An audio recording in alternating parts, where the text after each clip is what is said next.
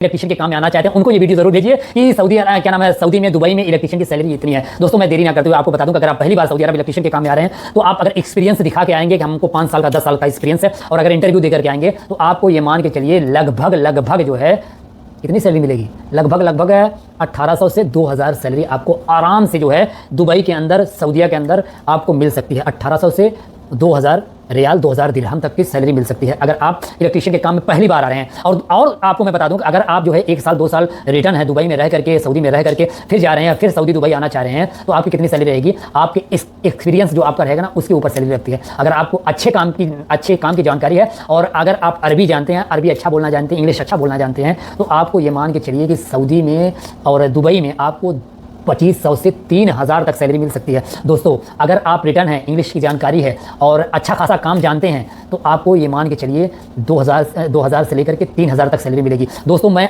आज सबसे पहले वीडियो बनाने से पहले क्या करता हूँ, अपने दोस्तों से पता करता हूँ, बड़ी कंपनियों में पता करता हूँ कि कितनी सैलरी चल रही है, सऊदी में कितनी इलेक्ट्रिशियन की सैलरी चल रही है और दुबई में कितनी सैलरी चल रही है। इसके बाद मैं वीडियो बना के ताकि आपको दिखाता हूँ कि ताकि अगर आप आना चाहते हैं तो आप आइए।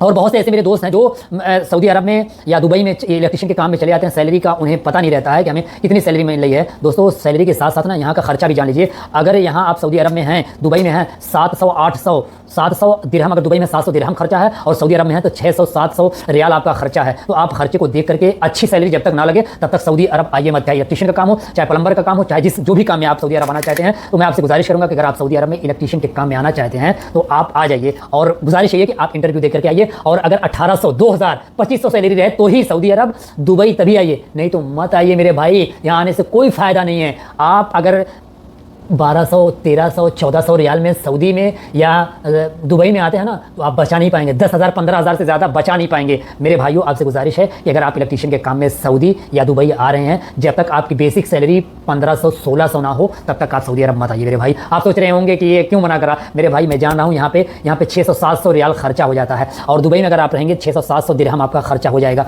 अगर आप यहाँ पे आ रहे हैं तो पैसा कमाने के मकसद से आ रहे हैं तो अगर आप आइए तो अच्छी सैलरी लगा के आइए, अच्छी सैलरी लगे तभी आइए और इंटरव्यू दे करके आइए। अगर इंटरव्यू देंगे तो आपकी सैलरी वहीं पता चल जाएगी कि हमारी सैलरी इतनी है। अगर जब इंटरव्यू देंगे, अच्छे काम का नॉलेज रहेगा तो आपको अच्छी सैलरी लगेगी। मैं आपसे गुजारिश करूँगा अगर इलेक्ट्रिशियन के काम में आ रहे हैं तो पहले आप इंटरव्यू दीजिए। इंटरव्यू देने के बाद अगर आपको कम काम की जानकारी है तो सभी टूल्स के नाम जान लीजिए और उसके काम जान लीजिए। तो इस तरीके से इंटरव्यू देने जाएंगे, इंटरव्यू में भी आप पास हो जाएंगे तो आपकी अच्छी सैलरी लगेगी। तो दोस्तों मेरी गुजारिश यही है कि अगर आप सऊदी अरब या दुबई आना चाहते हैं तो आप अच्छी सैलरी में आइए। इस तरीके से मत आइए कि आपका वक्त बर्बाद हो, आपका समय बर्बाद हो। दोस्तों मेरी वीडियो अगर आपको अच्छी लगी हो तो आप ज़्यादा से ज़्यादा शेयर करें। अस्सलाम वालेकुम।